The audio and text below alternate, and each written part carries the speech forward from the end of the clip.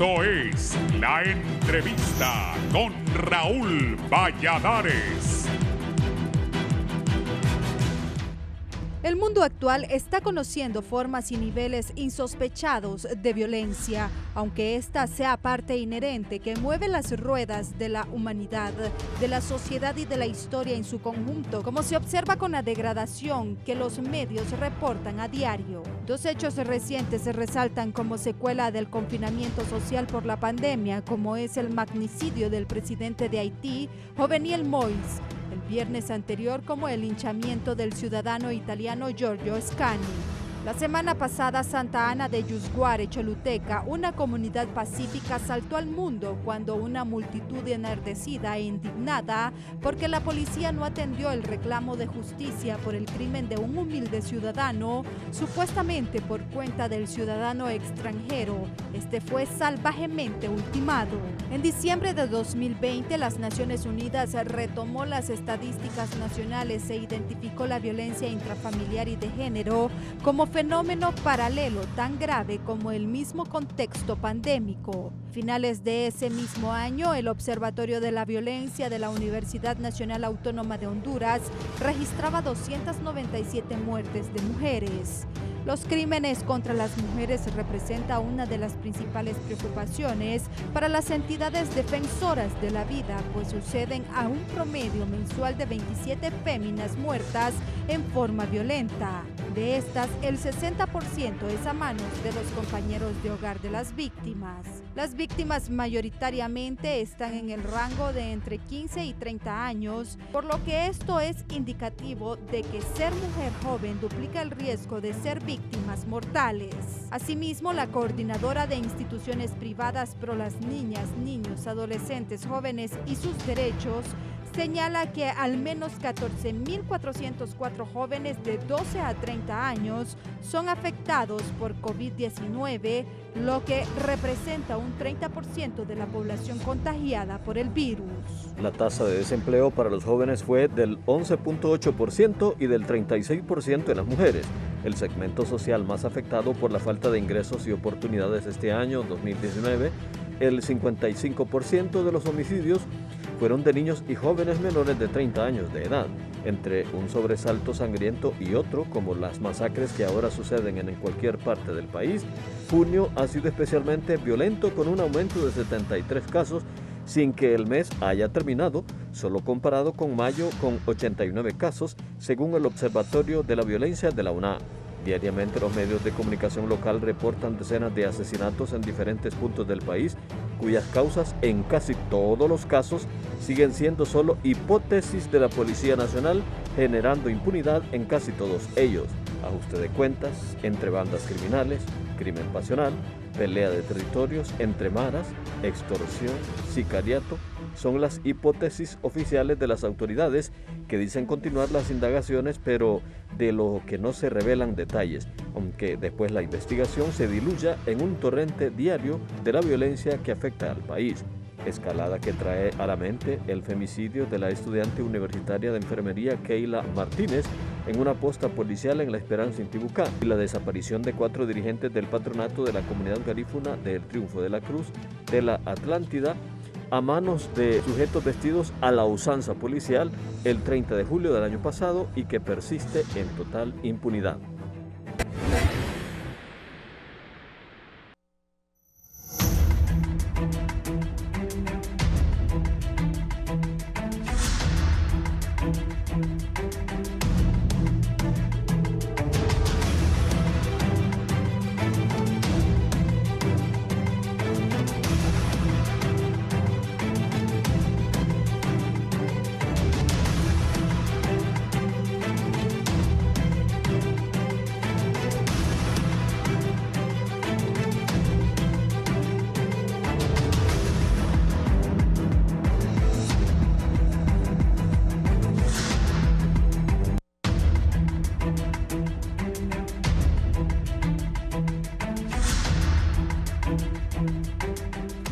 Buenos días, gracias por estar con nosotros en la entrevista de Canal 11. Bueno, así está la violencia social en Honduras. 2 especialistas están conmigo aquí en el estudio y 2 también por vía Zoom. el doctor Javier Uclés, psiquiatra nacional.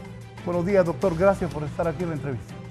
Muy buenos días a su auditorio, inmenso auditorio, y muy buenos días a ustedes. Gracias por la invitación y por compartir con el señor esta mañana. El abogado y criminólogo Neri Ordóñez. Abogado, bienvenido. Gracias, licenciado Raúl. Muy buenos días al inmenso auditorio. Un placer y un gran honor estar otra vez con el doctor aquí para poder expresar algunos aspectos que son buenos para poder reinsertar a la sociedad a esos jóvenes que están cometiendo algunos delitos relacionados al actuar cotidiano en nuestro país. Gracias por estar aquí, Neri, la directora del Observatorio de la Violencia de la Universidad Nacional Autónoma de Honduras, la licenciada Migdonia Ayestas. Licenciada Ayestas, bienvenida.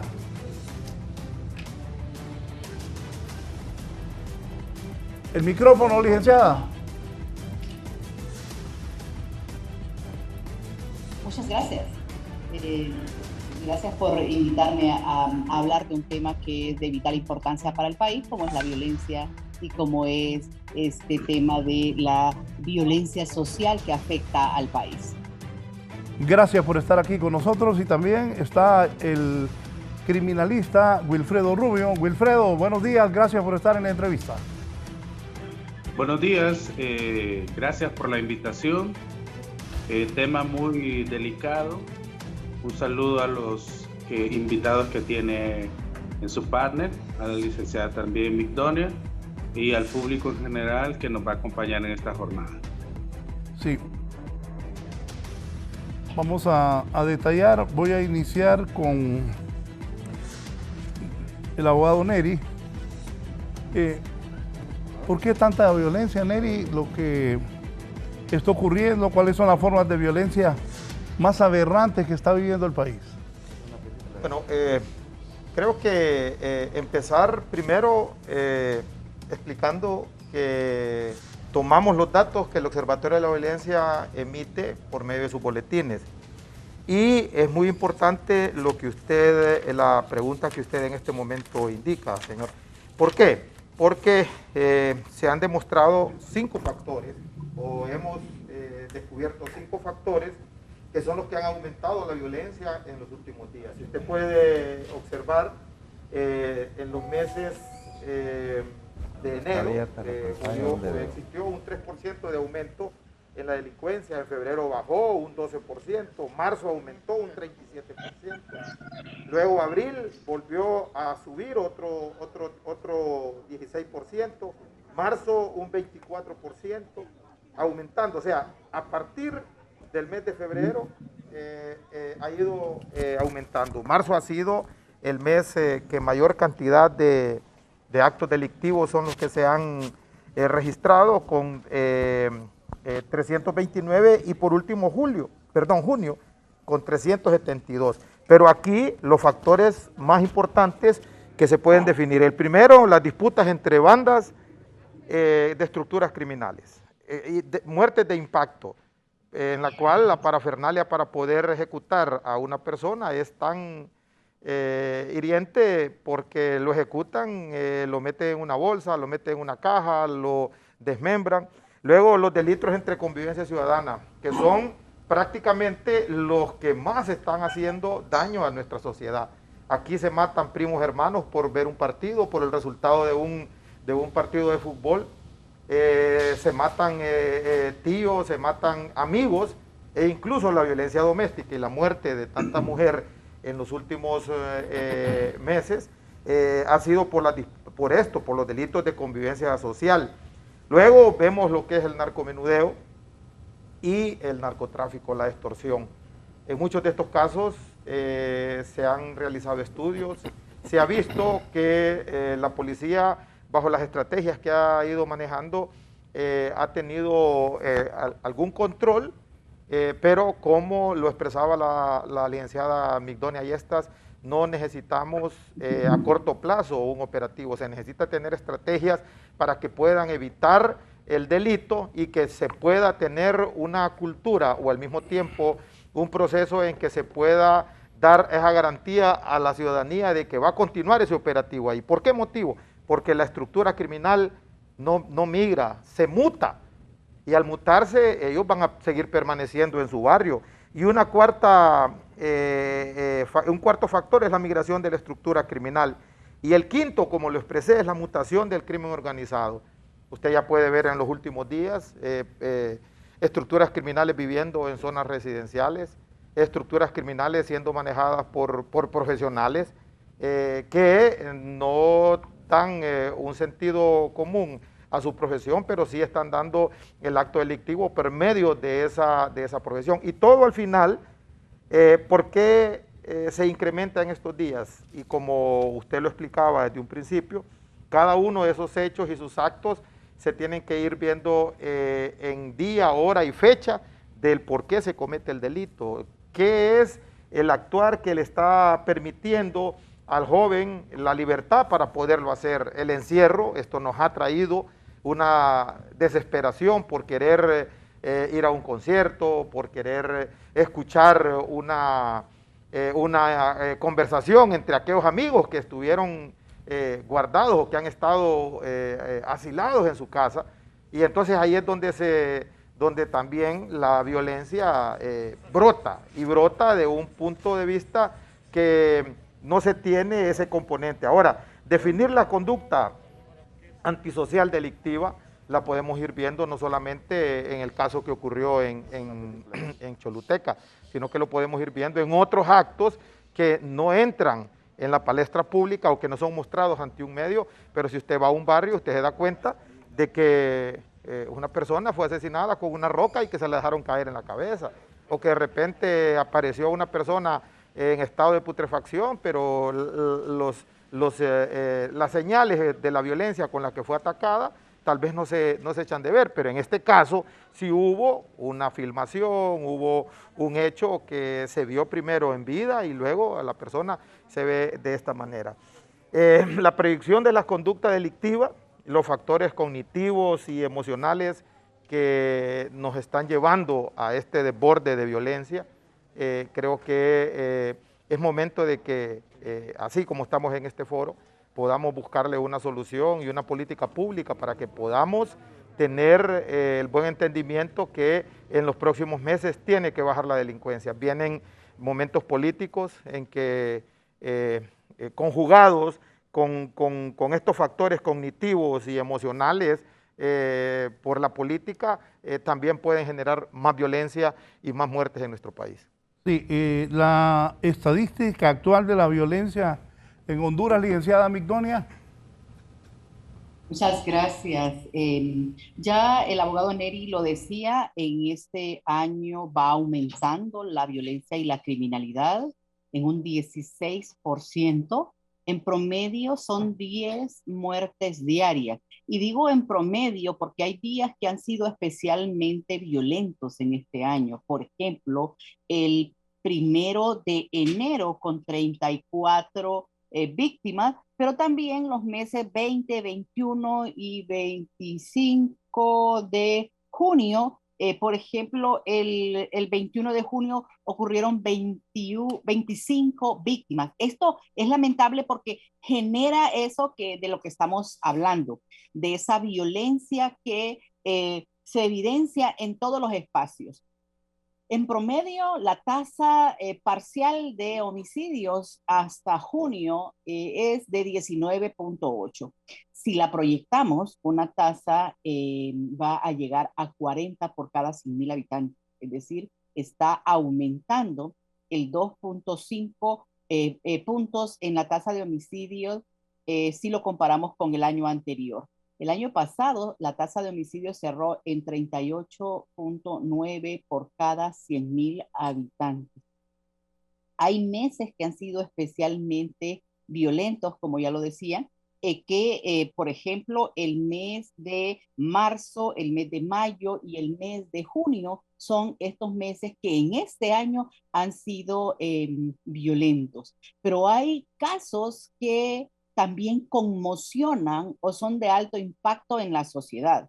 Por ejemplo, el mes de enero con 14 o 15 personas que fueron capturadas, les quitaron la vida, las desmembraron, las pusieron en una caja y les pusieron o les incluyeron en esas cajas un rótulo que dice por extorsionador, también es lamentable, igual como el caso de Choluteca, precisamente porque se volvieron jueces y ejecutores de muchos de estos actos. Y ahí es donde se vuelve un problema. Y es que cuando hablamos de esa violencia como uso intencional de la fuerza, física de hecho o como amenaza, entonces lo que está causando en esto es que cuando vemos tanta violencia, la gente va a responder con ese tipo de violencia.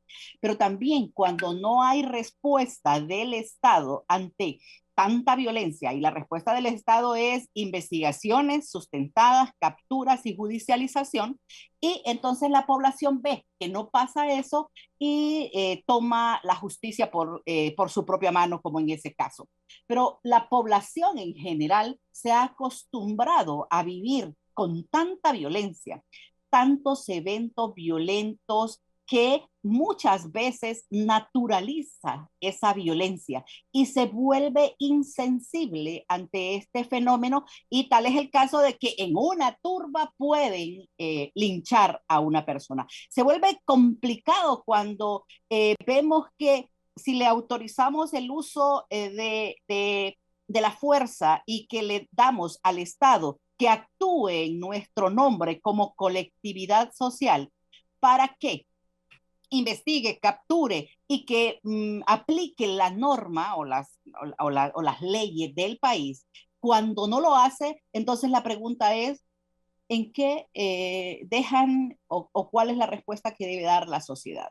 Muchas veces hemos dicho que ante la no respuesta del Estado, la gente está optando por este problema que se dio en Yusguare, justicia por mano propia. Y ahí es donde está la situación, porque saber cuándo, dónde y cómo se está ocurriendo este tipo de violencia, tenemos que saber quiénes son los responsables. Y a eso solo le corresponde a las instituciones del Estado que garantizan la seguridad pública y obviamente también la justicia.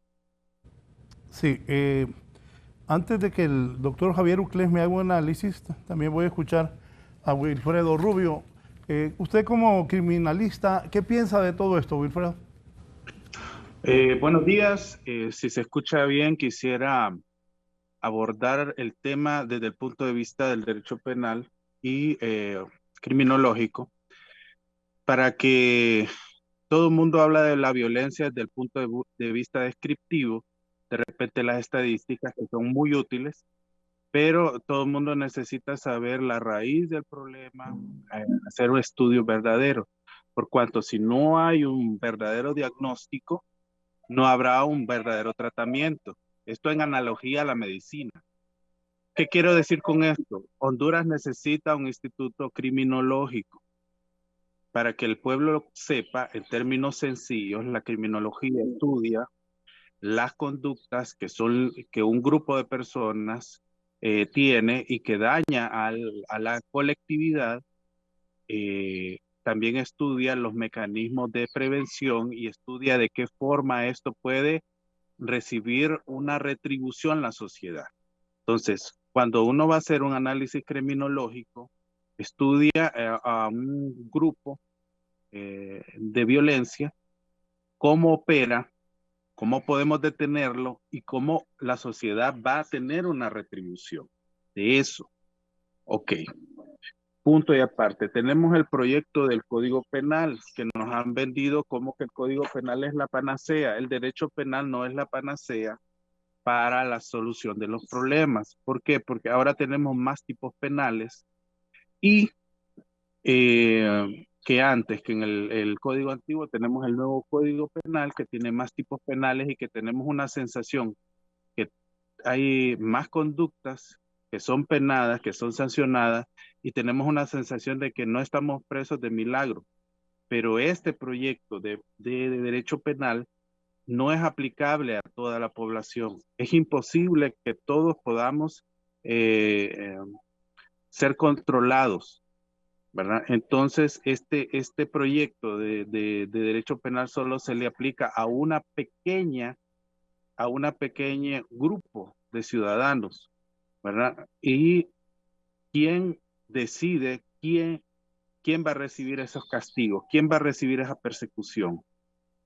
Pues los jueces no salen a perseguir delincuentes, los fiscales tampoco, son los cuerpos de investigación los que deciden quién va a recibir ese tratamiento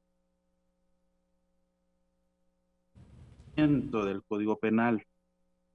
Entonces, la violencia tiene varios orígenes, muchos orígenes que hay que estudiarlo. El observatorio es un gran aporte, pero sé por experiencia, me tocó trabajar en un proyecto del Ministerio Público como asesor, donde estaba la semilla de un instituto criminológico. Sé que el Instituto de la Violencia no tiene todos los datos, ¿verdad? Hace falta construir una red de información para que esa red de información sea analizada a través de ciencia de redes y dar diagnósticos. Y esto se podría hacer con un instituto criminológico de 200 personas, analistas que estuvieran las 24 horas estudiando el fenómeno de la violencia. ¿Qué resultados se obtienen de esto? Cuando usted tiene suficiente información y la información se cruza. Cuando estuve de asesor en el penal y de persecución criminal, usted se va dando cuenta, por ejemplo, ¿verdad? ¿Cuál es el lugar donde tiran más personas desmembradas? ¿Para qué le sirve eso? Bueno, hay una ruta de la muerte en Honduras que cruza por ciertas carreteras específicas. Bueno, entonces vamos a colocar el personal militar o el personal policial en esa zona para capturar a esas personas. Eso es cuando usted hace análisis de datos, puede utilizar mejor los recursos, saber qué personas tienen que estar a qué horas y trabajando de qué forma. Cuando usted hace un análisis de cada delito específico, puede distribuir mejor los recursos. Siento, ¿verdad? Y veo de la práctica diaria, porque también soy abogado independiente en el área penal, y veo que los recursos no se están utilizando como deberían, porque no hay un diagnóstico. Y si no hay un diagnóstico, esta automedicación de prevención no está funcionando. Por eso es que no funciona, porque hay delitos. Por ejemplo, nosotros vimos casos de un estafador, habían estafadores que vendían un vehículo varias veces en diferentes departamentos del país. Al empezar a cubrir, al empezar a cruzar datos, nos dimos cuenta que un pequeño grupo de personas opera a nivel nacional y hubieron avances.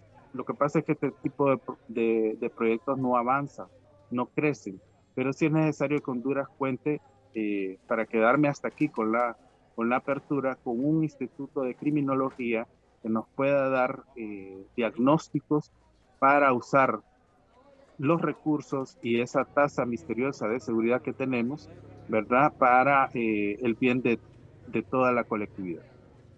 Antes del primer análisis del doctor Ucles, del doctor Javier Ucles, tengo una llamada desde La Ceiba. Buenos días, adelante Ceiba. Sí, aló. ¿La estamos escuchando? Mire, yo le quiero decir algo, que las autoridades no hacen nada, porque fíjese que, le voy a decir algo, yo tenía unos amigos que eran grandes amigos de nosotros, ellos hicieron citas y citas y citas, y le metieron las citas al juzgado, hicieron demanda, le sacaron el muchacho, la mujer que mandó a matar, el muchacho lo sacó, lo llevó al cuarto, le dijo que si no hacían lo que ella decía, que lo iban a matar. Pusimos otra denuncia y pusimos denuncias que iban a llamar al juzgado, y mire, hasta que lo mataron a él y al papá ahí en Las Delicias, no se hizo nada, nadie pudo hacer nada por salvarlos a esos muchachos, porque se hicieron denuncias y denuncias, y la mujer que los mandó a matar todavía está libre, no hizo nada.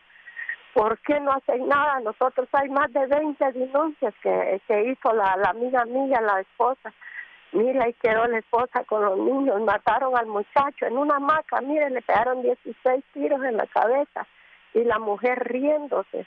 Ahí está la mujer libre, no han hecho nada por ellos. ¿Por qué? ¿Por qué no hacen nada? Y la mujer estuvo ahí hasta fíjese que cuando mataron al muchacho y al papá, llegaron a la FUCE, la asesina llegó a la FUCE a sentenciar el otro muchacho que lo iban a matar y todavía no han hecho nada por esa mujer. Ahí se destrozó toda esa familia, quedó la casa abandonada y la autoridad nunca hizo nada por eso. ¿Sí? Que la jueza les decía que más mañana, que van mañana y nunca hizo nada para poner el alto de eso. Mataron a un muchacho que era trabajador, no se metía con nadie, solo porque le querían quitar un pedazo de tierra y él fue a poner la denuncia para que sacaran a la mujer porque él tenía sus escrituras. No hicieron nada, fíjate, los asesinos ahí andan sueltos. Más bien los dañados tuvieron que ir para que no los siguieran matando. Yo quiero que me diga él por qué es que se hace esa injusticia aquí. Gracias, doctor Uclés. Gracias, oiga. Gracias por la llamada. Doctor Uclés, su primer análisis. Mire, cuando venía yo a su... buenos días a todos los señores que están ahí en su casa. Cuando yo venía para acá, pensaba, bueno, ¿cómo podemos sacarle un poco más de provecho a este prestigiado noticiero o este programa? Porque si hablamos de lo que está pasando, lo que pasó anoche, lo que pasó antenoche, lo que pasó allá en Yuguare, entonces eso es reiterativo, es repetido y eso a los 3 días se olvida porque apareció otro incidente. Entonces yo quisiera ir más al fondo de esto y no necesariamente hablar de leyes. Ya están las leyes hechas, y ya la violencia está montada y está bien montada. ¿Qué hacer? Yo veo, por ejemplo, que hay muchas medidas, pero las antimedidas han superado a las medidas. Las antimedidas, la desobediencia, la anarquía, el relajo, el desorden, ha superado a las medidas. Hay medidas, pero las medidas se las ha superado las antimedidas. Otro, las leyes. Hay muchas leyes que también están siendo superadas por los antileyes. Todo lo contrario, lo negativo, supera lo positivo. Así estamos ahora. Estamos tocando fondo. ¿Qué pasa, digamos, qué pasó en esto de Choluteca? De Choluteca ya está. Estuvo, ya pasó. Y vendrán otras cosas. Entonces, en ese sentido, yo creo que hace falta, me preocupa muchísimo a mí, la policía. La policía está totalmente indiferente, miedosa. Una policía que tiene miedo y tiembla ante los problemas. ¿Por qué? Porque tienen miedo de que les hagan algo a ellos. Le tienen miedo al delito y le tienen miedo a las personas y a las instituciones. Entonces, no quieren hacer nada porque algo les va a pasar. Los van a juzgar, los van a meter presos, van a ir a dar a la misma cárcel donde están las otras gente y van a perder su trabajo y todo lo que sea. Entonces no hay una policía motivada, estimulada, fortalecida, robusta, sino que es una policía que tiene miedo. Eso que ustedes vieron ahí que pasó en Choluteca, pues es impresionante, la policía viendo pasar todo y no se podía actuar. ¿Qué pasa con la policía, con el Ministerio Público, con todas las instituciones que tienen? Todas tienen miedo. No quieren entrarle al problema. Y entonces muy cómodamente se cruzan de brazos, se tapan los ojos y voltean a ver para otro lado. No hay nada. La policía no goza del aprecio, del apoyo, del respaldo del presidente de la República y no tiene tampoco el respaldo de las otras instituciones. Los policías tienen, yo tengo un montón de amigos policías y todos me dicen, ya qué suerte que ya me salí, ya no estoy ahí, pero pobres los que están ahí adentro, los que quedan ahí. De tal manera que yo creo que ante ese abandono, fíjese que la policía tiene un eslogan en las patrullas que dice servir y proteger. ¿Usted es policía? No. Bueno, entonces todos hemos visto pues que las patrullas tienen ahí un eslogan que dice servir y proteger. ¿De qué ha servido? Pregunto. ¿Y de qué nos ha protegido? Pregunto. No hay cariño, no hay afecto, no hay apoyo ante la policía. Las Fuerzas Armadas es un sector selecto, amado, adorado, respetado. El soñador de policía se volvió presidente de la República y es complaciente en todo sentido. Entonces, ¿qué ha pasado? La policía está abandonada. Y si la policía está abandonada la situación y toda la población. El consumo altísimo. Se está produciendo terriblemente las drogas. Se está traficando terriblemente y se consume terriblemente. Los hospitales públicos y privados, psiquiátricos y no psiquiátricos, están llenos de problemas por drogas. Y no se está haciendo absolutamente nada. Y luego viene que ahora hay una nueva modalidad, que es muy fácil matar y hacer daño, quemar, romper cosas, porque ahora matan y roban. A ese italiano lo mataron y se metieron a robar a la casa de él. Entonces, una cosa es matar por matar y otra cosa es matar para robar. Igual pasa en la carretera. Un carro que se da vuelta en la carretera, la gente no va a ver si lo pueden salvar, a ver qué roban de ahí. Entonces, son ladrones de un modo operandi diferente. Y luego que viene, las turbas. Es lindo, es cómodo asaltar, saquear en turba. ¿Por qué? Porque un montón de gente se hace desastres y no quedan culpables. Entonces, yo quisiera en esta parte que tal vez lo tomásemos con un poco más de intensidad para poder dejar algunas recomendaciones. Está don Marvin desde San Pedro Sula. Marvin, buenos días. Buenos días, buenos días. Gracias por la oportunidad de dejarme participar. Está muy bonito su programa y lo felicito, pues.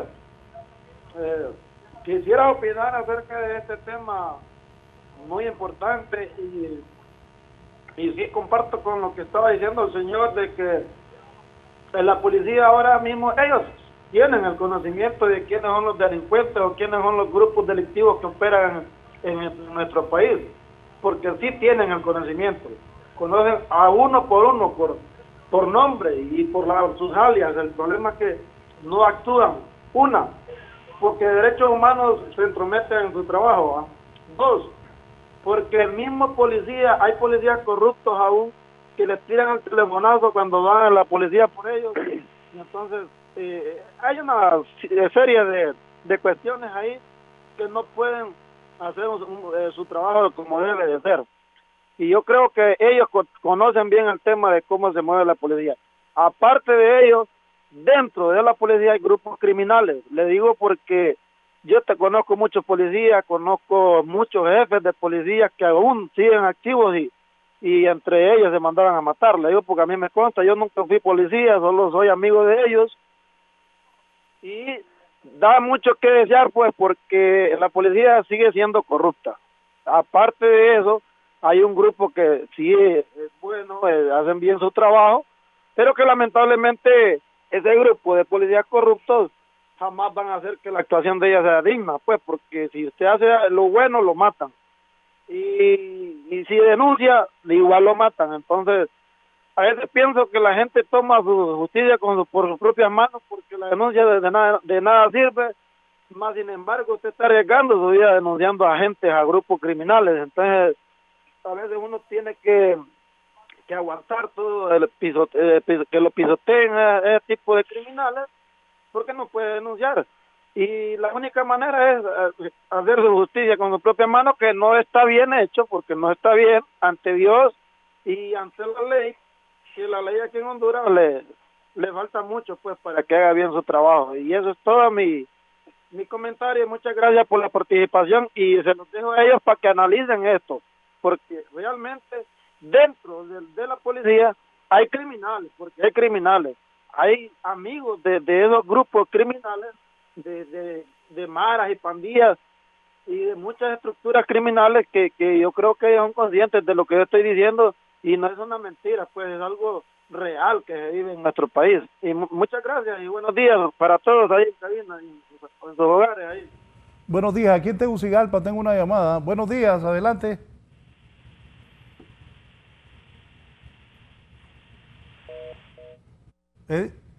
Bien, Neri. Bueno, Raúl, fíjese que yo comparto lo que el doctor Uclés indica.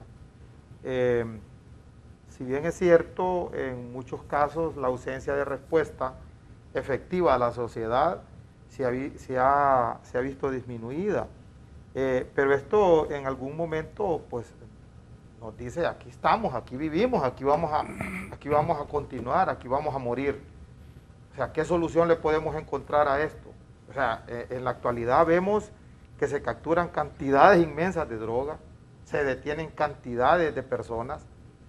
He tenido acceso a información y datos que maneja la policía estadísticamente y refleja de que están trabajando, que tienen detenciones. Vi un recorte de un periódico donde se ha detenido un miembro de una estructura criminal, donde a esta persona prácticamente hace unos 5 o 6 meses se le...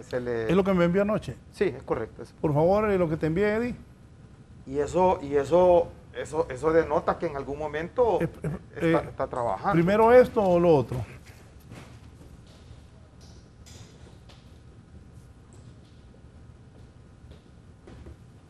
Eddie, había una foto ahí también que te envié. Ahí está, ¿eh? Sí, en este medio escrito usted puede ver dónde se detiene esta persona, donde tenía varios delitos. O sea, si lo vemos desde el punto de vista con la ausencia de respuesta efectiva hacia la ciudadanía y que eso ha debilitado en algunos momentos la confianza ante las instituciones, también espero que en algún momento... Explíquenos eso, Neri.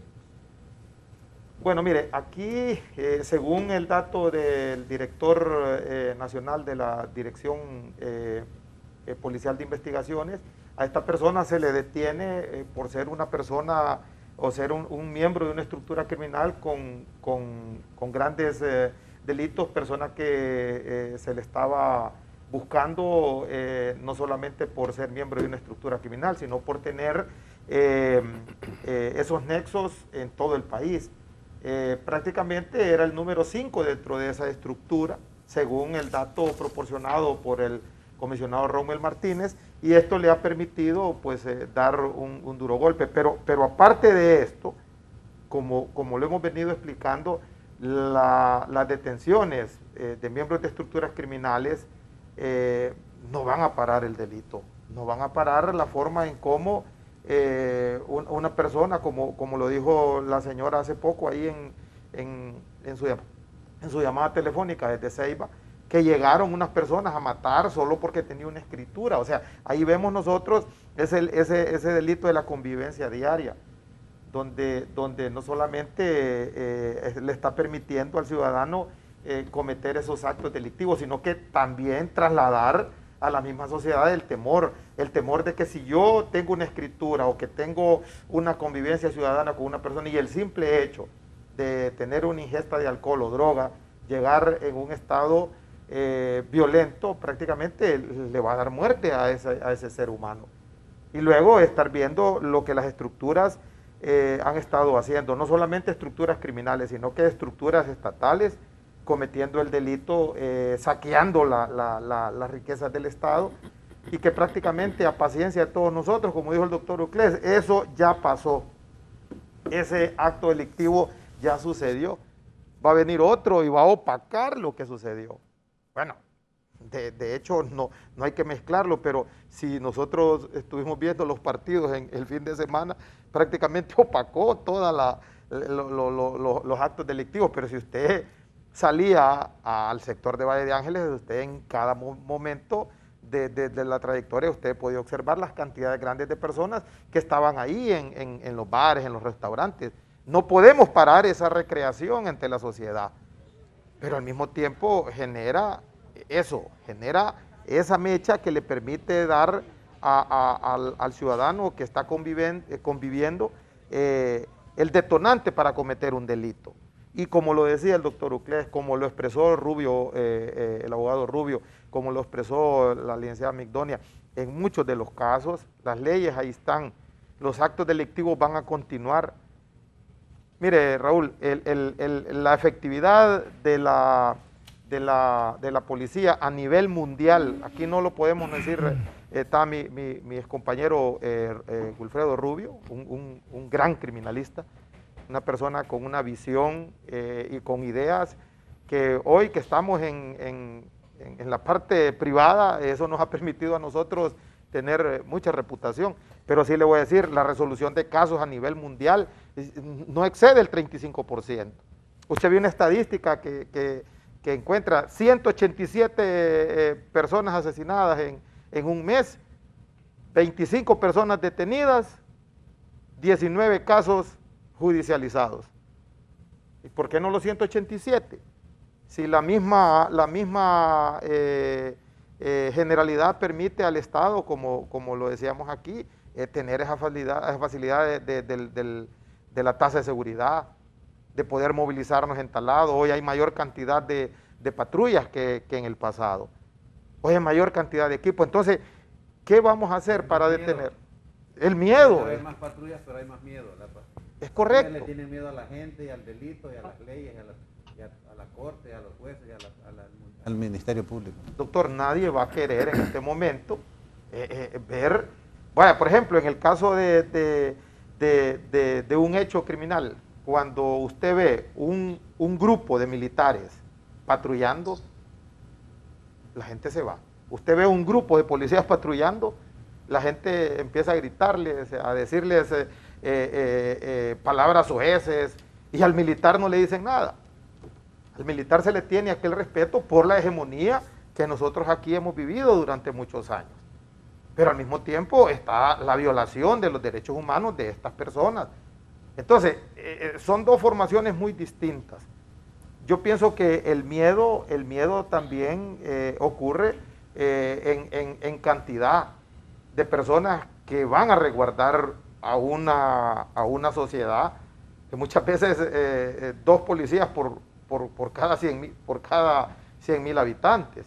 Y si usted ve una turba de 200 personas y 2 policías que han llegado, prácticamente saco mi arma, disparo y mato a alguien, el que va a ir preso va a ser el policía, o que va a estar muerto va a ser el ciudadano que está ahí en ese momento y el otro. Entonces, eso que usted acaba de decir es terrible. Terrible eso. Estamos atrapados nosotros. Sí, que estamos secuestrados por el mismo delito. Por el miedo. O sea, aquí usted y yo ahorita tenemos miedo de todo. Miedo a la pandemia y miedo a la delincuencia. Correcto. Y está matando más la delincuencia que la pandemia. ¿Cierto o no? Es correcto. Usted lo ha dicho con palabras como psiquiatra. Usted se puede dar cuenta cuántas cantidad de personas están llegando a los centros de rehabilitación, pero qué reinserción le estamos dando, qué política pública tenemos para poder buscar esa solución ahí Pero el problema es que todos los días son tendaladas de muertos por asesinatos. Yo lo digo porque todos los días me toca pasarlo. Y digo, lamentablemente la violencia sigue. Voy a Choloma, voy a San Pedro, voy a Comayagüela, en todo el país. Licenciada Migdonia. Bueno, se vuelve un problema y esto es importante establecerlo, que como Observatorio de la Violencia tenemos un objeto de estudio y no estudiamos todo, por lo tanto el abogado Wilfredo puede decir que no tienen todo. Bueno, el Ministerio Público, la Secretaría de Seguridad lo tienen todo, pero el punto de tenerlo todo es, hacen algo. Mire, la Unión Europea invirtió 8.8 millones de euros para construir, entre otras cosas, una red integrada de información. Pero ¿de qué sirve si la gente no quiere compartirla? ¿Y de qué sirve si no desarrollan los procesos de investigación como corresponde? No hay transparencia en la información. Y ahí es donde volvemos a la raíz de la violencia. ¿Cuáles son las raíces de la violencia? La primera es la pobreza. La segunda es, y puede ser muchas, ¿no? el acceso a una educación de calidad y a un acceso a una salud de calidad, y ahí tenemos esa pandemia que también la violencia se vuelve un problema, pero también la corrupción, que hace que el dinero que llega al Estado no llegue a la gente que más lo necesita o a cubrir con los problemas. Tenemos una militarización de la sociedad, pero también tenemos un control del Estado en todos los asuntos. Y ahí también donde se ve en la confianza de las instituciones. En la última encuesta que aplicamos, que eso no lo tiene el Estado, oigan, la última encuesta de inseguridad y victimización, cuando le preguntamos cuánto confía usted en las instituciones, y la gente confía por la respuesta que da. Y vea, al Ministerio Público la gente le confía un 28.2%, a la Policía Nacional un 28.5%, pero eso significa que deberían tener un 70% para que pasaran como los niños de las escuelas. Pero la gente ha aplazado a las instituciones del Estado con menos del 32% a cada una de ellas. Obviamente la peor evaluada es el Congreso Nacional y la Presidencia de la República. Y ahí es donde vemos toda la problemática que tenemos, porque hay una corrupción, pero también hay un mal gobierno. Y ahí es donde están muchas de esas raíces de la violencia. Institucionalidad débil. Sí hay muchos recursos para las instituciones de seguridad y justicia, pero ¿cuál es la respuesta que tienen esas instituciones a la problemática? Vea, donde la gente dice que hay un problema, por ejemplo, como decía el doctor Uclés, ahora no solo roban, es que matan para robar, y a veces es por la cartera, para no dejar quien los acuse. Pero cuando esta gente que le roban, que no la mataron, y va y denuncia, a donde más denuncia es a la Policía Nacional. Obviamente, ¿no? Pero ¿cuál es la respuesta de esta institución? El 71% de los que denunciaron no obtuvieron respuesta. Y la pregunta es, si usted no obtiene respuesta, ¿va a seguir haciéndolo? ¿O qué va a hacer? Y ahí es donde las instituciones deben desarrollar acciones, precisamente porque por eso les pagan, por eso contratan asesores, por eso contratan especialistas para que puedan desarrollar acciones. Pero si no hay respuesta, y esta es una encuesta aplicada a 3.000 ciudadanos en todo el país, urbanos, rurales, jóvenes, mujeres, adultos, que están opinando de la problemática. Por eso es que en un 89.9% dicen que este es un país inseguro. Vea, a pesar de todos los esfuerzos que hacen las instituciones, a pesar de la disminución en la tasa de seguridad, la tasa de violencia, que ahí es donde se han equivocado las instituciones. No es el único indicador de seguridad ciudadana la tasa de homicidios.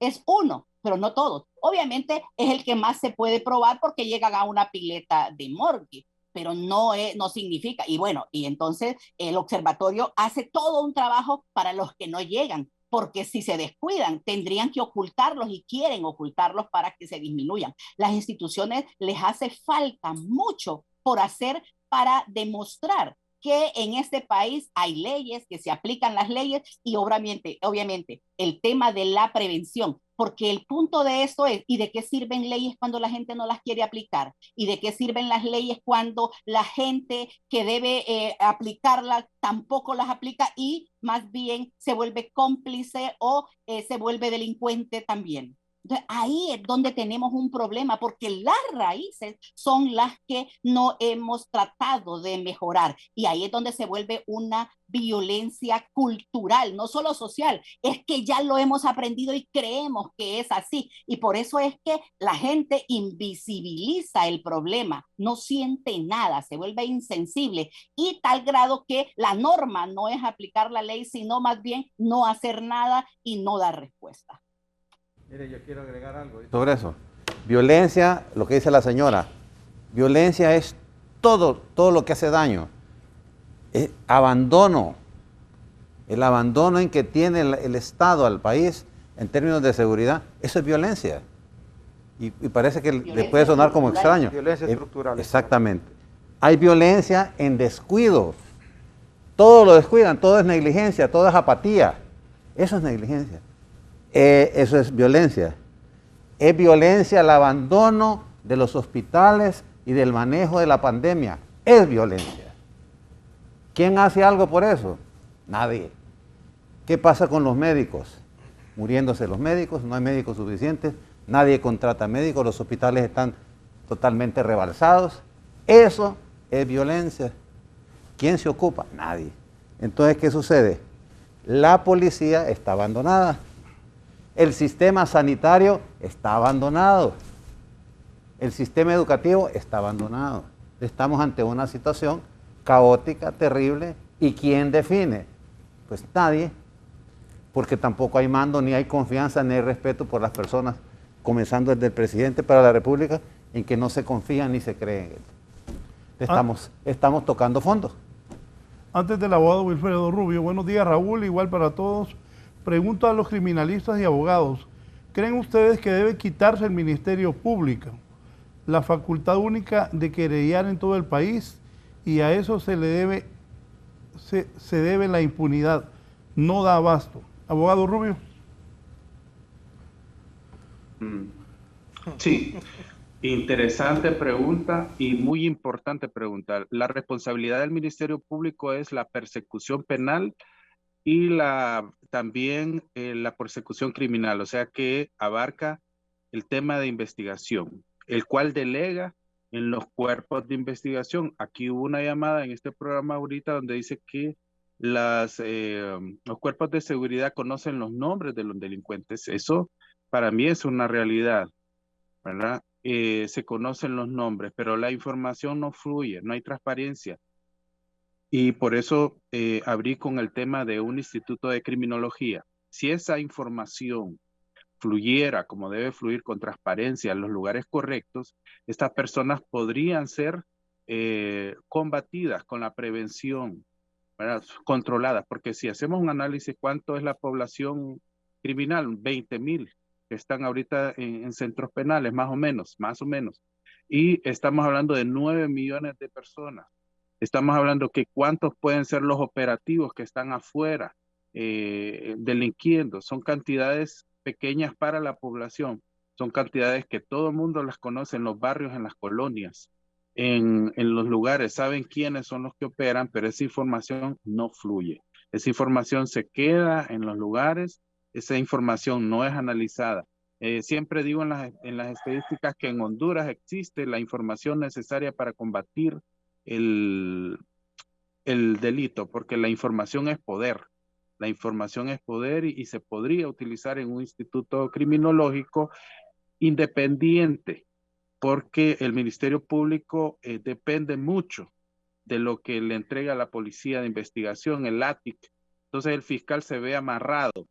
Está muchas veces quien dirige todo el proceso es la policía, porque el que va a una escena del crimen es capaz de imprimir una realidad, ¿verdad? Con la experiencia necesaria y con un grado de maldad se puede distorsionar la verdad, y el Ministerio Público trabaja con eso. ¿Quién verifica que el dato que da el investigador al fiscal es real?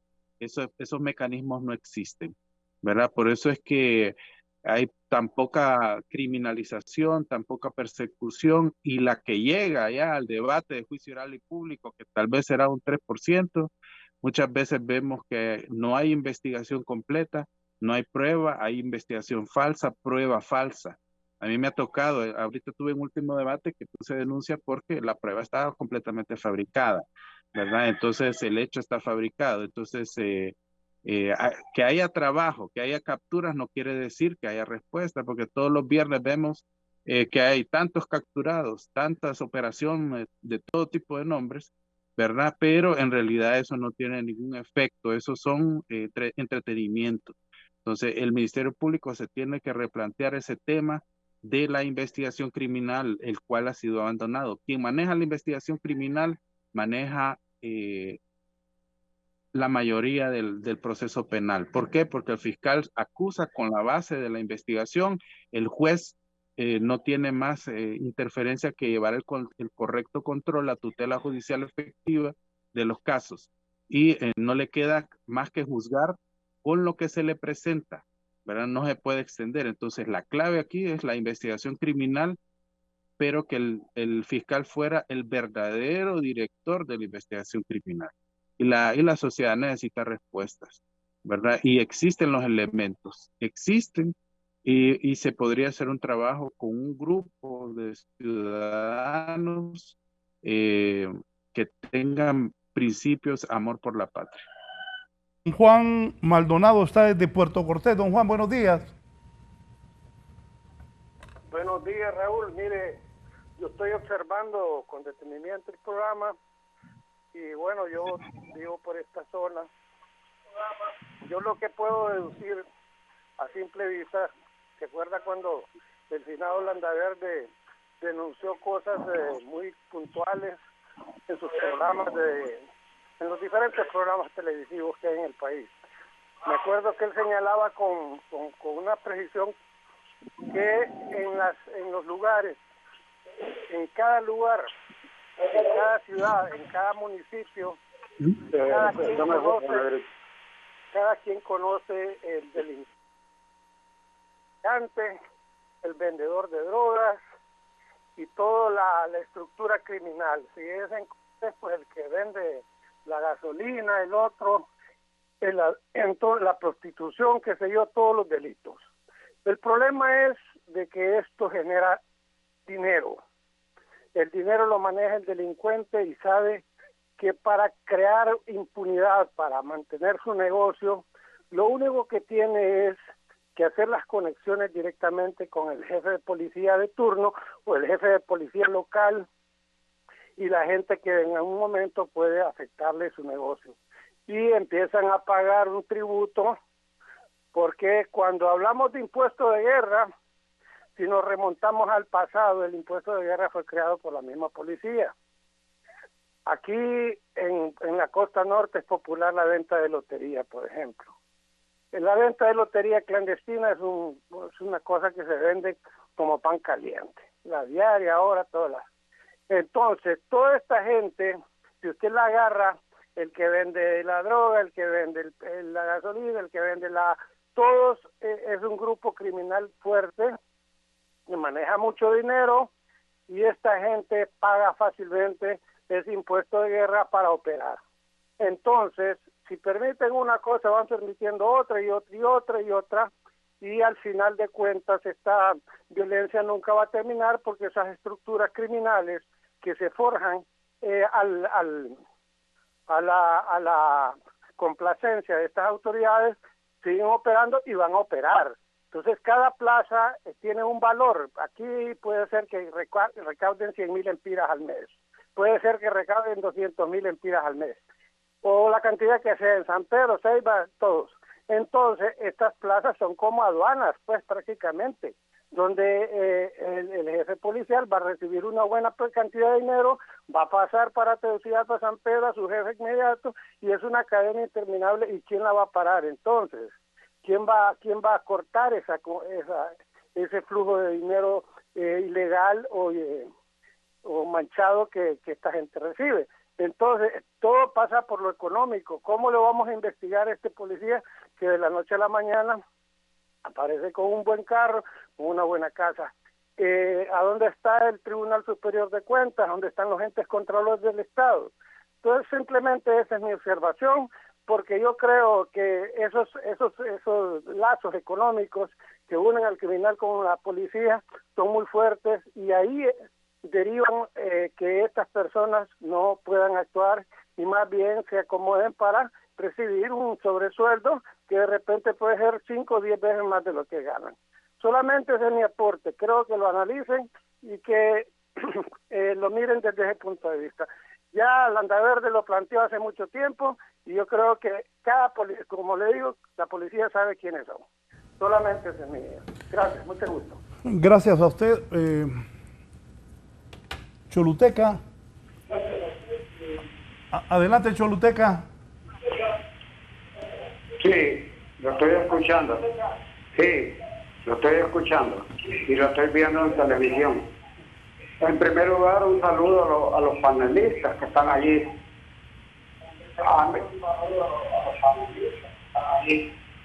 porque yo sé que no todos los días están allí, y si los han buscado porque son gente con una capacidad intelectual, como dicen los gringos, soso.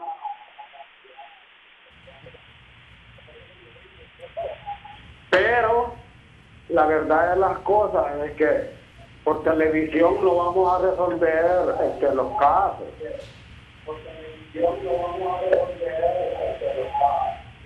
En primer lugar. En segundo lugar, habría que ver cómo están las estructuras arriba. Porque de ahí depende todo.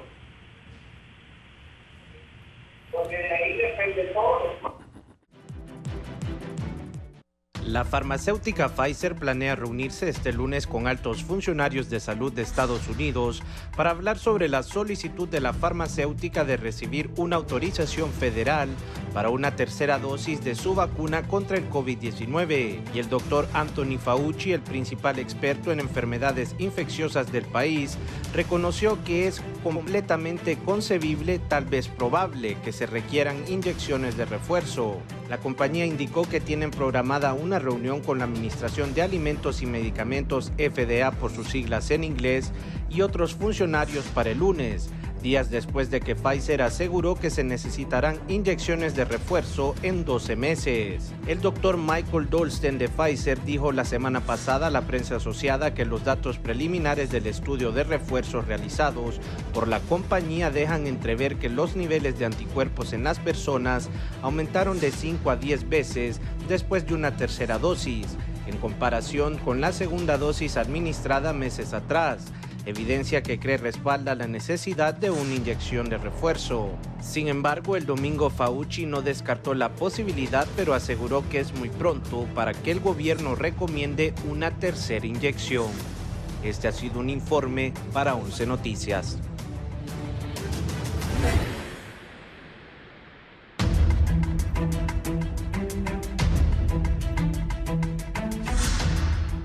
Bien, continuamos.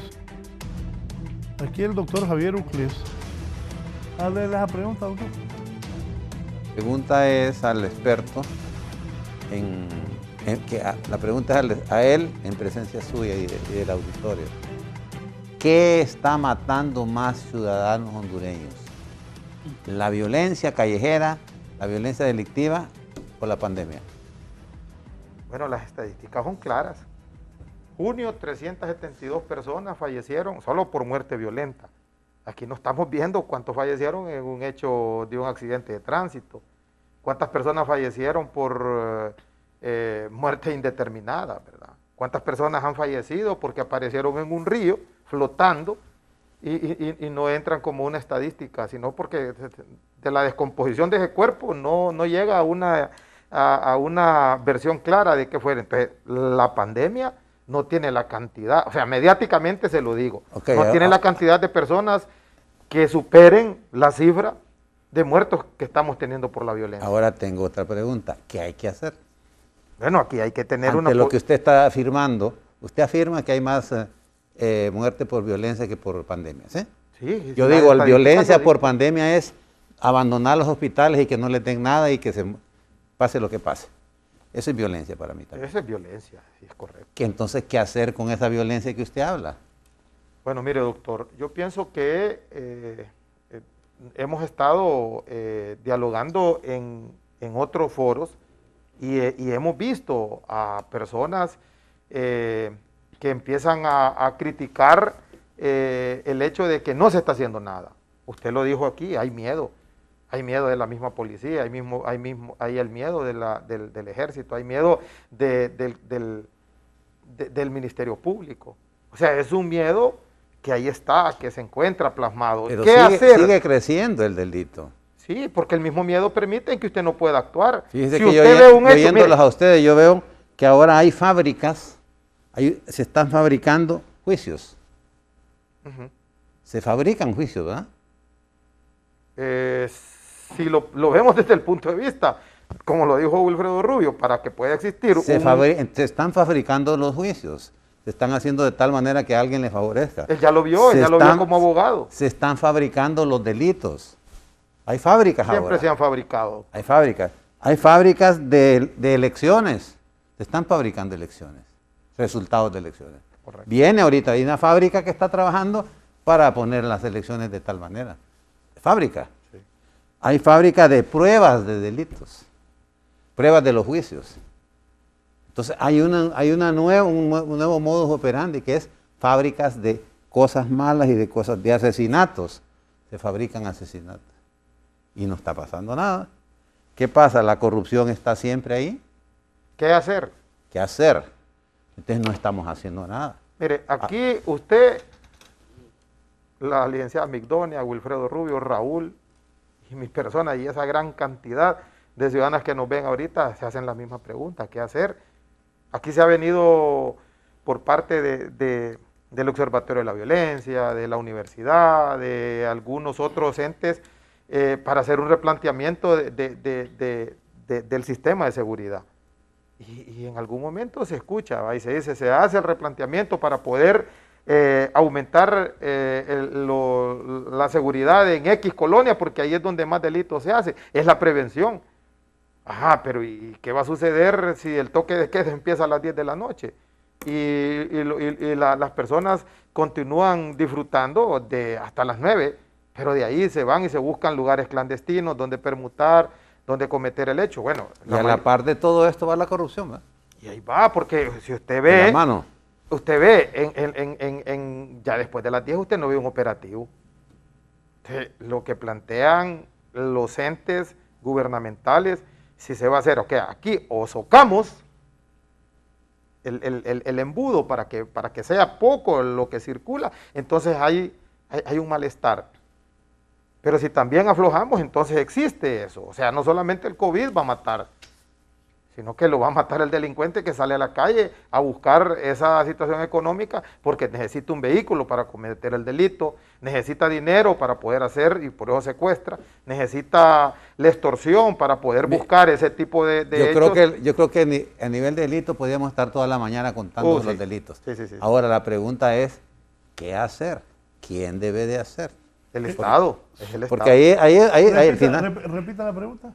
La pregunta es, ¿qué vamos a hacer? Porque aquí podemos estar toda la mañana hablando de delitos. ¿Qué hacer? ¿Qué vamos a hacer? Dice el doctor Uclés.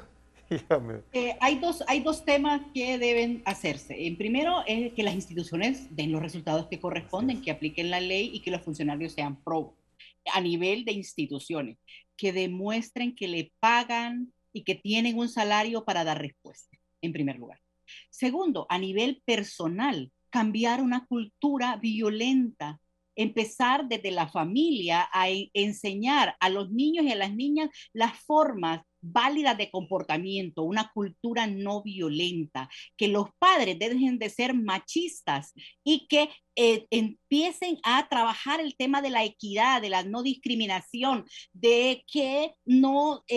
establecer esa diferencia sexual o diferencia de género para tratar a una niña como un niño. Eso va a enseñar que también las escuelas, los grupos religiosos, para trabajar las instancias socializadoras del Estado, puedan desarrollar acciones para prevención de la violencia. Como he dicho hasta el cansancio, en las iglesias, cuando las mujeres van a contarle al religioso, al pastor o al cura que están siendo víctimas de violencia doméstica o violencia intrafamiliar, no les digan es que así Dios quiere, sino más bien denuncie, haga estas medidas para prevenirla. Es decir, empoderar a las mujeres precisamente para que tengan la conciencia. Pero algo importante también, que cuando analizamos en medios de comunicación esto, contribuye al debate, contribuye a socializar, contribuye a que la gente pueda decir lo que está pasando, ver esas voces diferentes para que el Estado, las instituciones que tienen de inteligencia, grupos de análisis,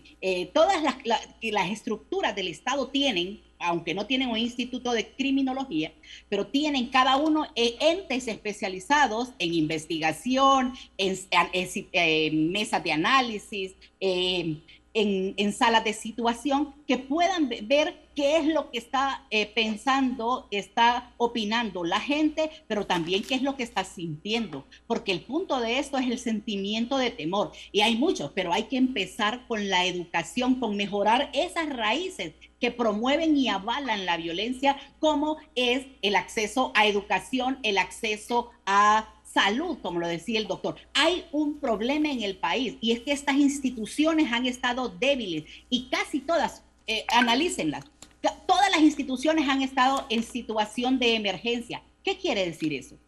Que no funcionan. Y si no funciona cada una de esas instituciones, ¿qué significa del gobierno?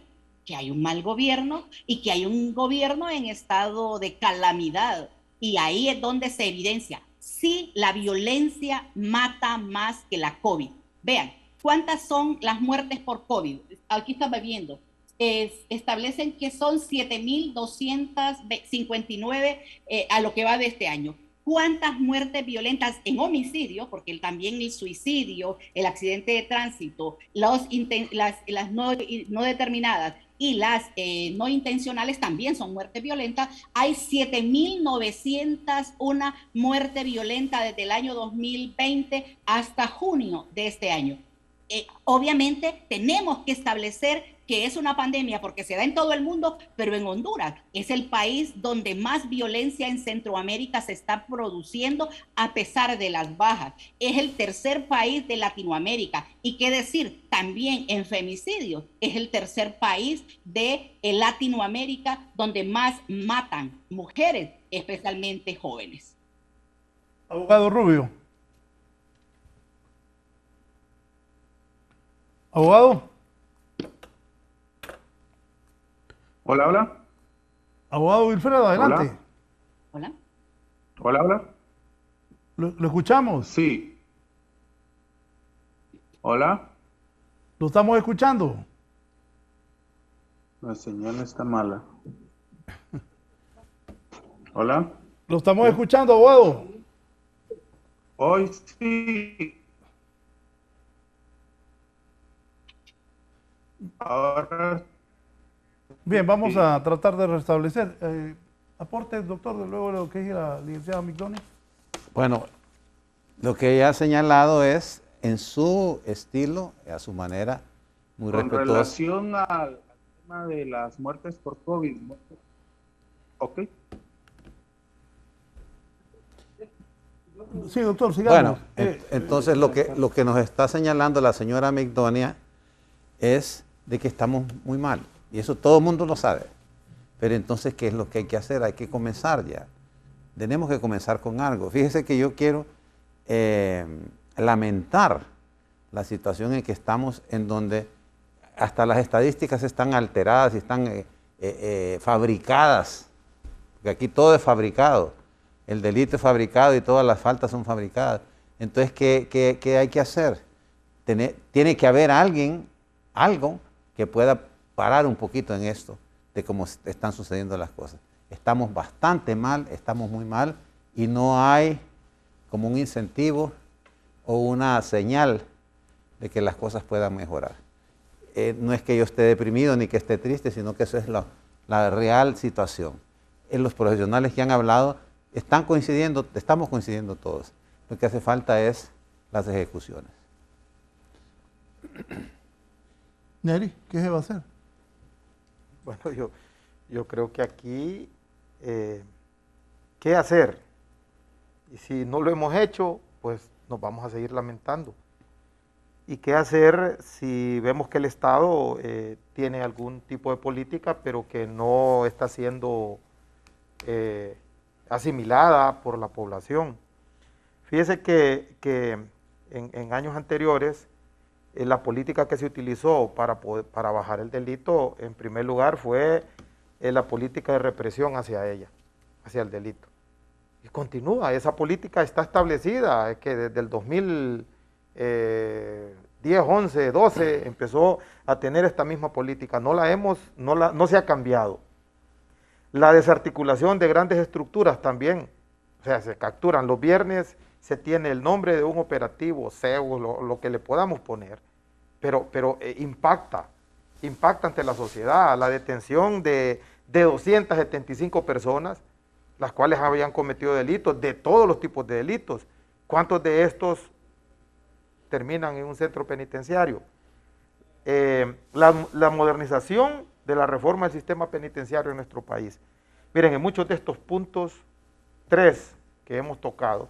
¿Por qué? Porque la depuración estatal ya ha empezado a hacerse, pero inició en la policía y ahí se quedó.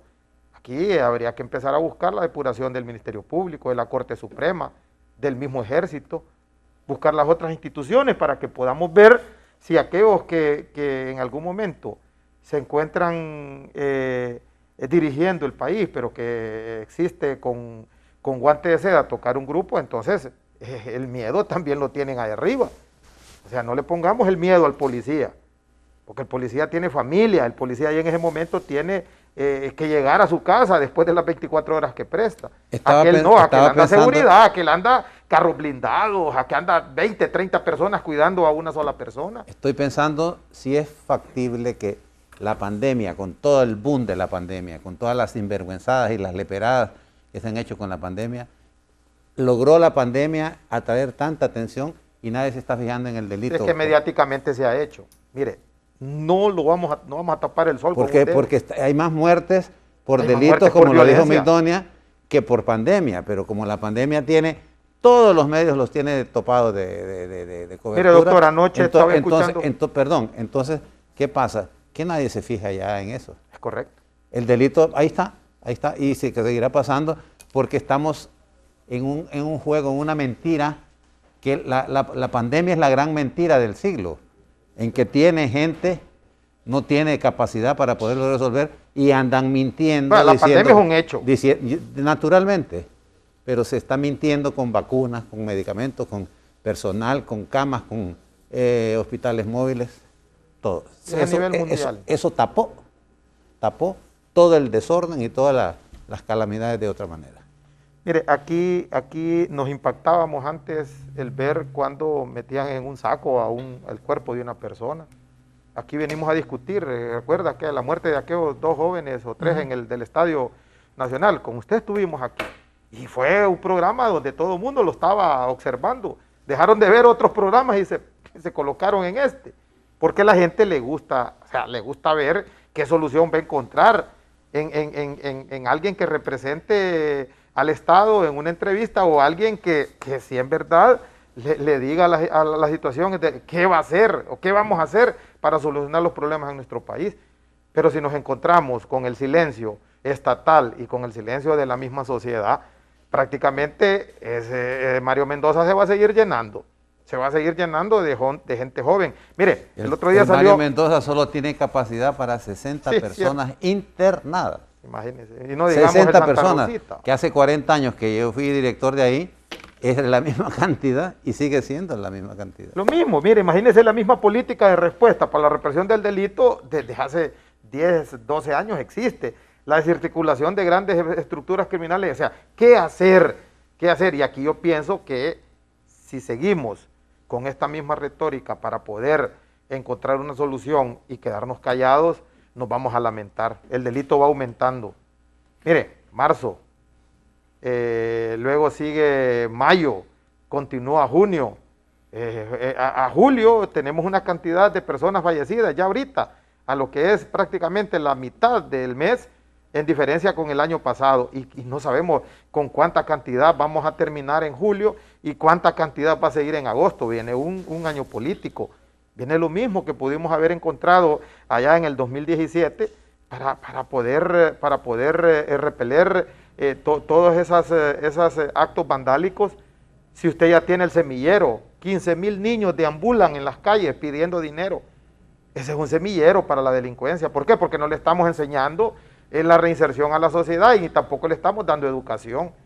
Entonces, ¿cómo vamos a tener un país que no tenga delincuencia si prácticamente nosotros mismos la estamos cosechando? Pero con un monstruo encima que se llama corrupción.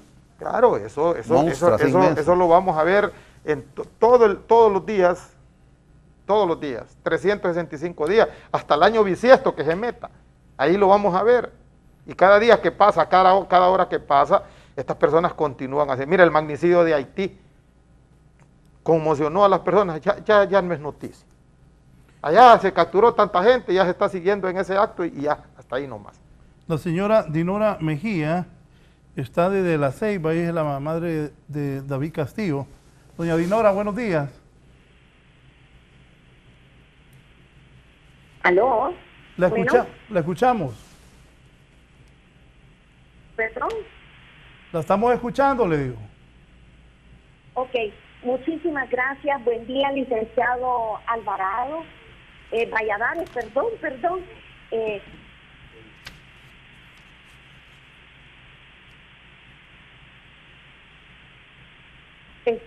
Estoy muy agradecida con usted por permitirme manifestarme estos minutos en su prestigioso programa. Un saludo especial a todas las personas que tiene como invitadas. Estoy muy impresionada de escuchar la participación del doctor Uclé y me ha llamado la atención sobremanera de la explicación que él ha dado acerca de las fábricas que hay actualmente en nuestro país para crear delitos, para crear pruebas en casos para favorecer ciertas personas. Yo con propiedad le puedo decir, mi hijo David Castillo ha sido una víctima de todo este sistema a nivel internacional y nacional.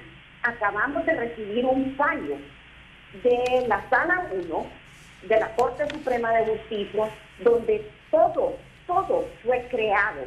La perito Brenda Barahona utilizó chats de una fecha y los transpuso con chats de otras fechas para crear toda una trama que supuestamente eso era lo que inculpaba a mi hijo en la lamentable muerte del caso de la señora Berta Cáceres. Es muy lamentable lo que sucedió. Me siento mucha empatía hacia la familia de ella. Hubiese querido que todo fuera transparente y desgraciadamente se comprobó en el juicio que nada de lo que fabricaron ellos, el Ministerio Público, con la perito, que ni siquiera es parte de la Fiscalía, sino que es asignada a otra entidad, y es muy lamentable lo que está pasando en nuestro país. Me duele sobremanera el fallo que hemos recibido de la Sala 1. Ha habido una total manipulación de evidencia, manipulación a nivel de todo lo que está aconteciendo aquí. Hay una injerencia horrorosa de parte de ONG, de senadores, de parlamentarios de la Unión Europea, de todas partes hemos recibido una injerencia horrorosa.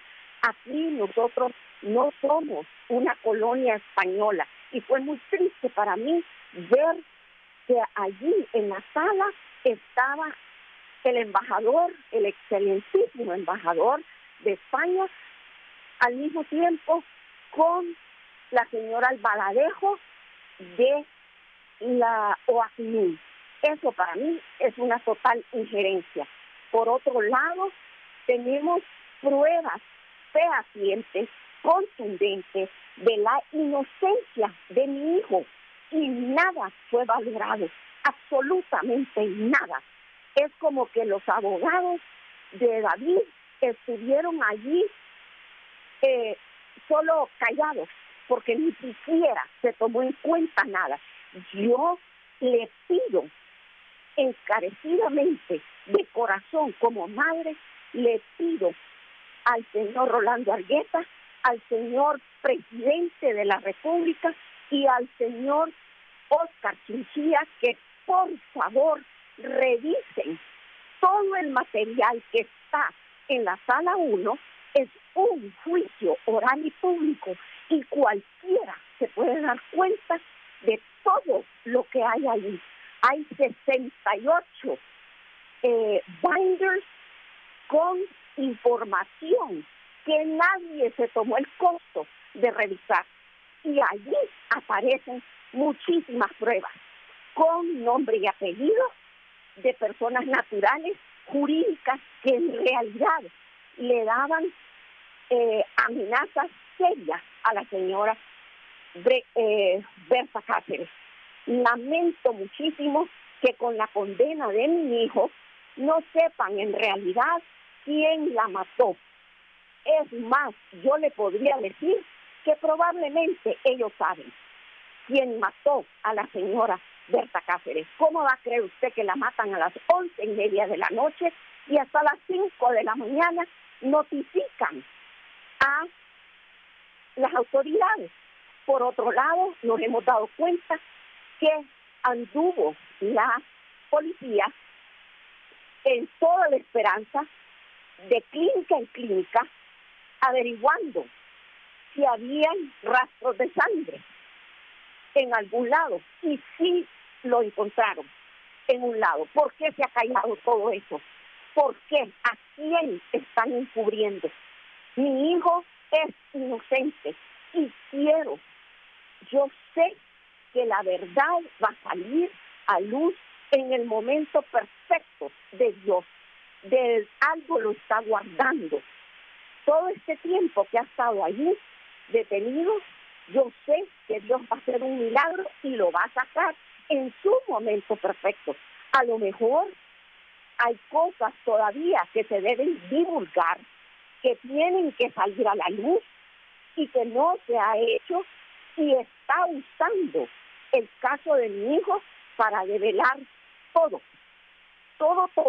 Yo sé que se va a llevar a saber la verdad y se va a poder mostrar la inocencia de mi hijo. Es una crueldad lo que han hecho, porque una persona inocente no tiene por qué pagar por el delito de una muerte. Espero que algún día pronto se pueda mostrar todo lo que tenemos, todas las pruebas que hay. Solo es de que alguien investigue un poquitito y se dedique a leer. Muchísimas gracias, licenciado Valladares. Es usted muy gentil. Un saludo a todos sus panelistas. No nos cuelgue. No nos cuelgue. Eddie, abríeme el micrófono. Mucha información. No nos cuelgue. Doctor Uclés, tenía una pregunta. Sí, mire, señora. Muy buenos días, señora. Gusto saludarla. Yo metí ahorita en la mesa de discusión el término fábrica. Y yo dije que aquí en Honduras se fabrican juicios, se fabrican delitos, se fabrican elecciones, porque el Partido Nacional está fabricando una elección que es la que quiere ganar. Se fabrican pruebas y se fabrican asesinatos. Mi pregunta es, cuando yo mencioné lo de fábrica, ¿usted considera de que ha habido una inmensa máquina, una fábrica inmensa en que se ha ocupado de dañar a su hijo?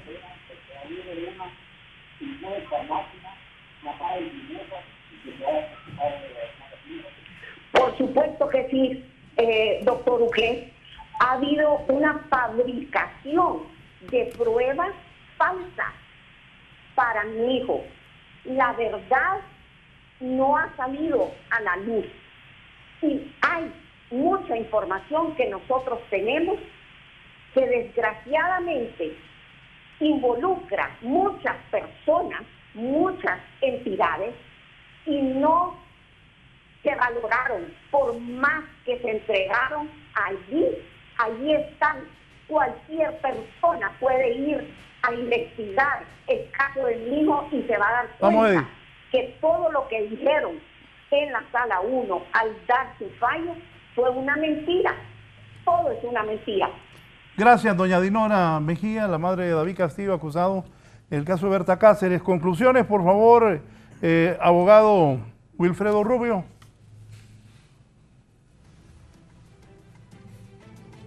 Micrófono, abogado. Abogado, micrófono. Sí, ya está. Sí. Micrófono, sí está encendido. Está encendido. ¿Me escucha? Sí, lo escuchamos. Ok.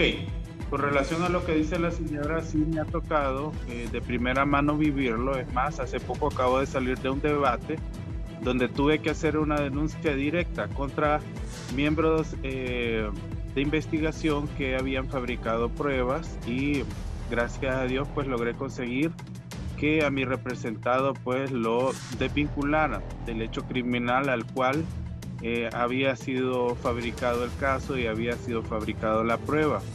Pero sí se necesita ser enérgico en las defensas, porque no pueden haber defensas pasivas, sino tiene que ser proactiva. Ya esperar que el Estado le va a probar la culpabilidad a alguien, eso es irrisorio y quedarse. Uno tiene que ir más allá e investigar y presentar los medios de prueba necesarios para poder hacer las defensas. O sea que hay una inversión en la carga de la prueba, ¿verdad? Y entonces en eso no conozco el caso exacto de ella, ni jamás he tenido contacto con el caso de Berta Cáceres, más allá de los medios, ¿verdad?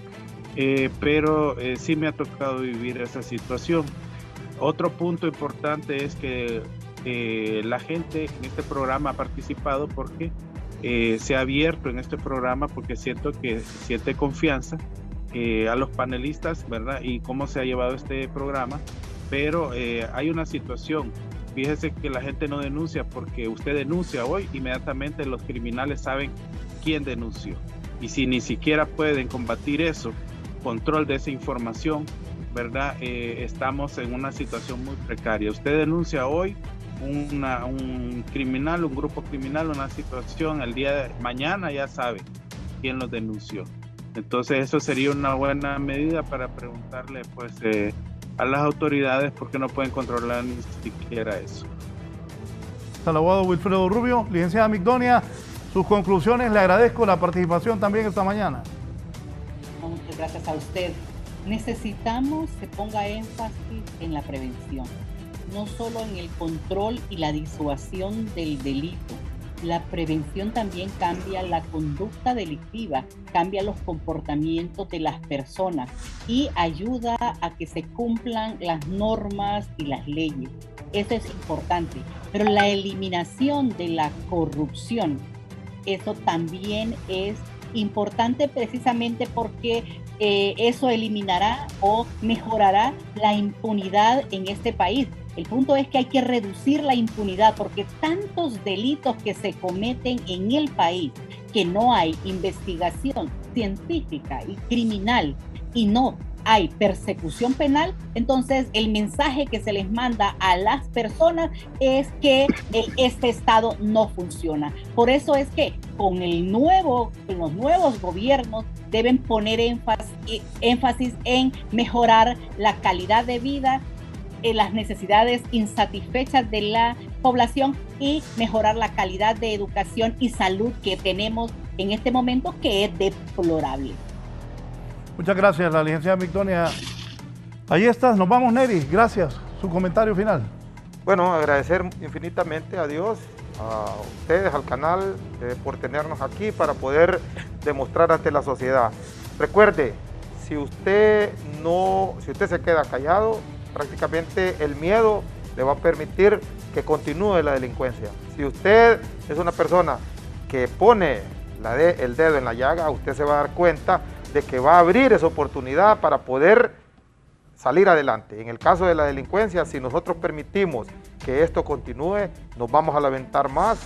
Ahorita julio, junio ya está prácticamente terminando, viene agosto, no queremos que esta estadística continúe. Seguir adelante y muchísimas gracias, licenciado. Gracias al abogado Neri por haber participado esta mañana. Cerramos con el doctor Javier Uclet.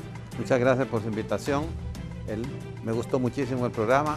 Yo quiero terminar diciendo que quiero felicitar a los médicos que han trabajado, que están trabajando en los diferentes hospitales y en los triajes, que es un esfuerzo inmenso que lo están haciendo médicos y enfermeras, que no están siendo debidamente remunerados, pero que debiese de serlo. Y que el problema de la pandemia se debe tratar con más seriedad, con más inteligencia y con menos show y menos teatro.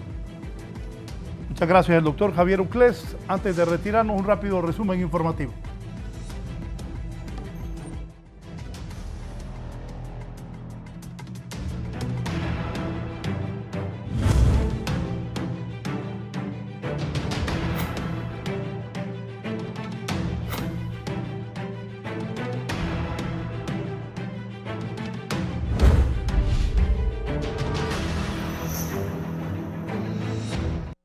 Vamos con Guillermo Paz Manueles. Guillermo, la posición, se va a sortear la posición de los partidos políticos para las elecciones de noviembre. ¿Cómo van a estar en la papeleta electoral, Guillermo? Gracias, licenciado Raúl Valladares y su foro La Entrevista. Efectivamente, el 19 de julio, el próximo lunes, el Consejo Nacional Electoral estaría realizando el sorteo de cada posición de los partidos políticos y sus candidatos en la mega papeleta electoral. Imagínese usted, licenciado, que solo en Francisco Morazán hay más de 300 candidatos a diputados. En el departamento de Cortés, más de 200 candidatos a diputados. Son 14 partidos políticos, así que los expertos aseguran que va a ser una mega papeleta electoral. Sobre este particular platicamos con el doctor Augusto Aguilar, experto político y también experto electoral. Sí, efectivamente este es un caso inédito con tanto partido político. Eso significa que en la papeleta de diputados, que es la más compleja, usted va a tener 14 líneas y en el caso de Francisco Morazán con 23 fotografías en forma horizontal. De tal manera que esa papeleta, la de Francisco Morazán, repito, tendrá 322 fotografías. E igual en el departamento de Cortés serán 280 fotografías. El sorteo se hace hoy y el que ocupa la primera posición es para los 3 niveles. Es decir, que va a ocupar la primera posición en la papeleta presidencial, en la de diputados y en la de corporaciones municipales. Con las declaraciones del doctor Augusto Aguilar, licenciado Raúl Valladares, regresamos con usted hasta los estudios de La Entrevista. Adelante. Bien, gracias a Guillermo Paz Manueles. Desgraciadamente, los pronósticos de gente más infectada por coronavirus se están dando. Adelante, voy en este momento con Giovanni Villalobos, que también nos está informando sobre este gran problema que tenemos, que sigue los infectados por coronavirus. Gracias. Buenos días, licenciado y los gentiles televidentes de La Entrevista con la epidemióloga Miriam Aguilera. Preocupación en ustedes porque en las últimas semanas han crecido los casos porque estas variantes son agresivas.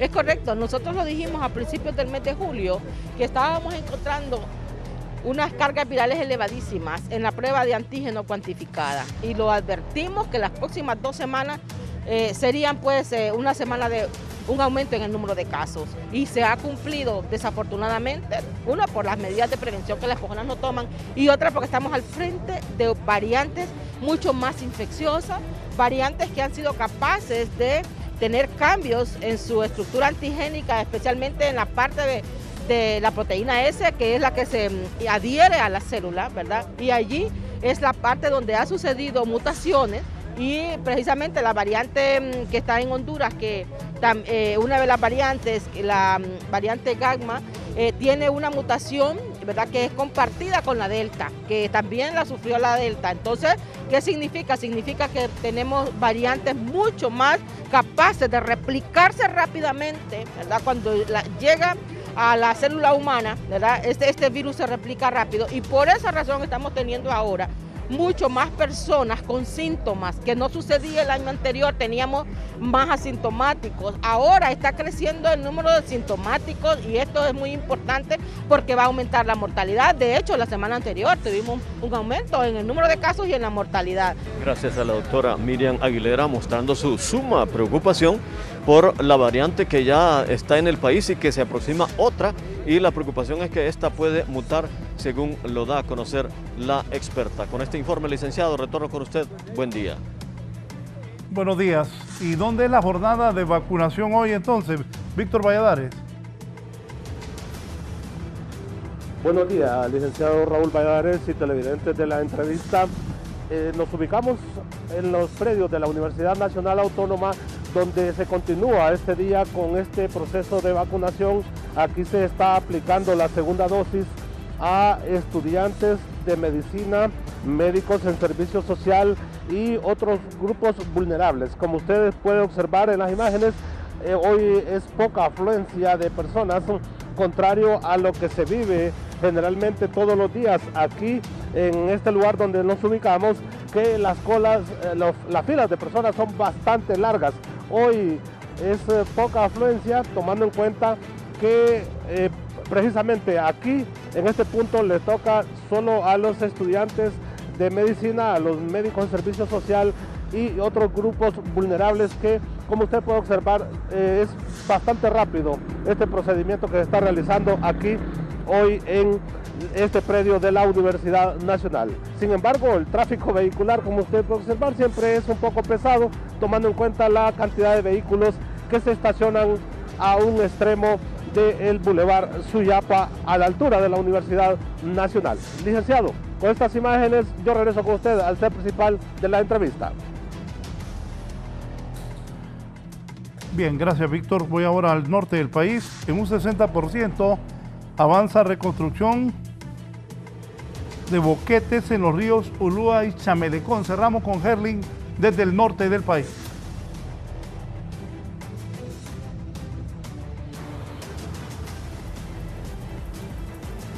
Buenos días a usted ahí en los estudios y a todos los que nos ven y nos escuchan a esta hora de la mañana. Me acompaña el ingeniero Osman Bautista, quien es asesor ad honorem, vale la palabra, porque, ingeniero, usted ha estado asesorando prácticamente a la Comisión del Valle de Sula en la reconstrucción de bordos. ¿En qué porcentaje se ha avanzado en realidad, usted que ha sido crítico de esta situación?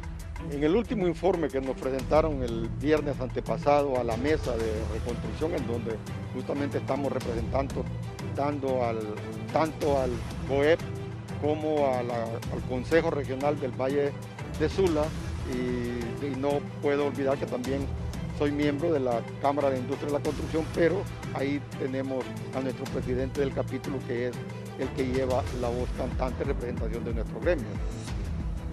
Se nos dice de que al viernes pasado teníamos un avance de un 74% de avance en los 234 boquetes que fueron dañados. Déjeme decirle que las rupturas, todas a este momento, se van atacando, y un bordo, como dicen, se comienza de cero y se va levantando. Al día de hoy, si las crecidas no fueran extraordinarias, puedo transmitir con seguridad de que hay cierta certidumbre de que las crecidas normales del Ulúa y del Chamelecón van a ser mitigadas. Ojalá que no se vaya a venir algo extraordinario, porque contra eso no estamos preparados, como lo he dicho en muchas ocasiones. Ya para concluir, ¿las crecidas normales sí van a ser soportables? Sí, me atrevo a decirle que sí, con toda la seguridad y el conocimiento que tenemos de lo que hemos venido estudiando, el comportamiento de ambos ríos, y por el avance que los contratistas llevan, y si las condiciones climáticas se van mejorando, yo les aseguro que al 31 de julio vamos a tener un avance más que sustancial de lo que tenemos en comparación al día de hoy. Muchas gracias al ingeniero Osman Bautista, quien es asesor de la Comisión del Valle de Sula aquí en la zona norte del país. Con este contacto vuelvo con usted. Buenos días.